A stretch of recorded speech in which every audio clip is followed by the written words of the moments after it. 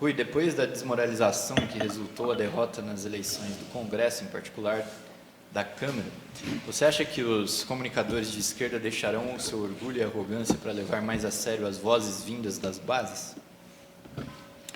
Eu acho difícil, viu? A política nesse...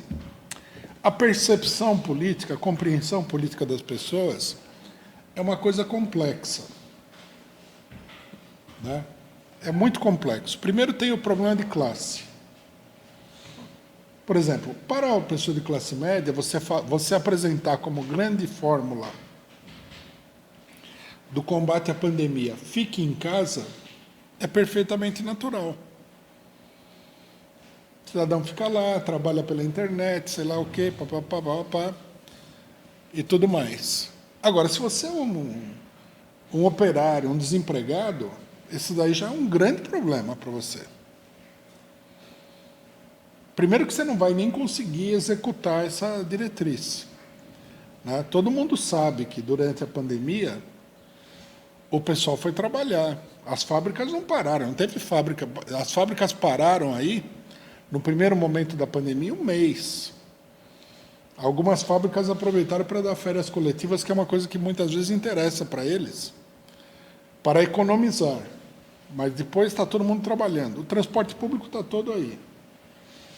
Então, quer dizer, é um problema de classe social. Cada um vê a coisa do seu ponto de vista. E esse ponto de vista não é puramente individual, ele é de classe. Quer dizer, se você, aqui no caso, inclusive, é assim, não é que um indivíduo acha que é bom, outro indivíduo não acha que é bom. Não, toda a classe operária não consegue, é uma diretriz que não funciona para ela. Enquanto que para o setor da classe média funciona. Então, o cidadão da classe média, que nem, às vezes não é simplesmente que ele é egoísta, simplesmente que é uma pessoa limitada, ele não sabe como vive a classe operária. Ele nunca foi num bairro popular para ver como é que os operários vivem, nunca não sabe como é que é o trabalho dos operários, nem nada. Então, quer dizer, a concepção que ele tem das coisas está condicionada pela posição de classe dele. Ele olha, por exemplo, muita gente falou assim, como seria bom ter um professor na presidência da República. Sendo que eles esqueceram que o Fernando Henrique Cardoso era professor, o Jânio Quadros era professor. Está cheio de professor nessa porcaria de país aqui. Cheio de professor. O regime político é uma podridão onde se alternam os professores e os advogados, né? É tudo assim, uma loucura total. Então, você vê, é um ponto de vista de classe. Esse é um primeiro problema. Segundo problema, a maioria das pessoas, não é porque a pessoa é jornalista político que ele realmente entende de política. O jornalista político ele é parecido com o jornalista esportivo, né? Não é a mesma coisa que ser jogador ou treinador, por exemplo. Você vê muita gente fazer comentário, né, sobre futebol e tal, sobre os treinadores, mas se colocar no lugar do treinador na hora do jogo é muito complexo. Você tem que tomar decisões ali que são muito difíceis de serem tomadas. Você tem que ter muita experiência, tudo. Tudo bem, o comentarista ele chega perto de entender o negócio, mas não é a mesma coisa que um profissional. Isso dá para perceber em tudo. Tudo que você faz é assim. Inclusive, você vai ver que os melhores comentaristas são aqueles que exercitam a profissão. Se você tem um técnico e ele vai comentar um jogo, logicamente que o comentário dele vai ser muito mais bem informado. E assim por diante, né? Então, quer dizer, a formação de opinião é uma coisa complexa. Depende também do nível de informação que a pessoa tem. Os jornalistas, eles não têm um nível de informação muito grande. Nem interno e nem informação política, informação teórica, histórica, né? Uma coisa que me chamou a atenção, eu estava assistindo aquele filme Todos os Homens do Presidente. Quem assistiu o filme deve se lembrar, um filme muito interessante para assistir. Deve se lembrar que um dos jornalistas, acho que é o Bob Woodward, ele recebe informação de uma pessoa que está dentro do governo, né? Mas o cidadão não fala nada para ele diretamente, foi fulano que fez isso e tal.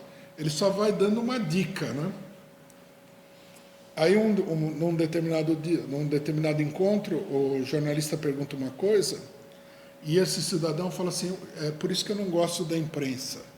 Vocês nunca sabem o que está acontecendo, a opinião é sempre superficial e é sempre mal informada. É tudo muito vago e nada é concreto.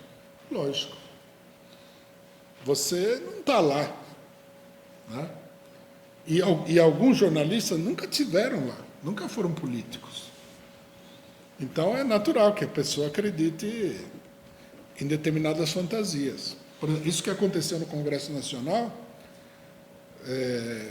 essa compra de votos, isso daí acontece em todas as votações importantes do Congresso Nacional.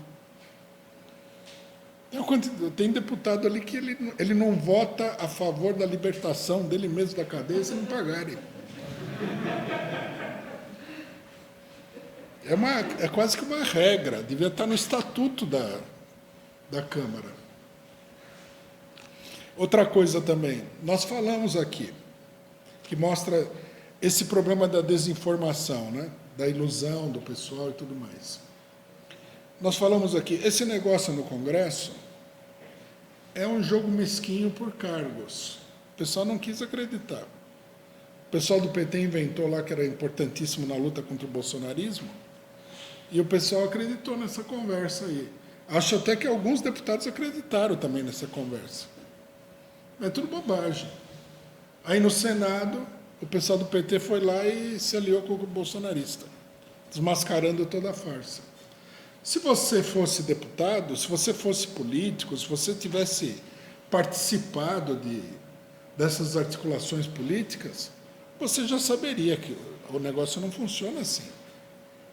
O negócio dos cargos aí E, finalmente, nós somos obrigados a reconhecer. O povo brasileiro teve uma vitória espantosa. Né? A Marília... Como é que é o nome dela? Marília Reis. Ela vai decidir quem é que pode ter e quem é que não pode ter passaporte diplomático. Já pensou? Na vida da população, como isso daí vai fazer uma diferença monumental?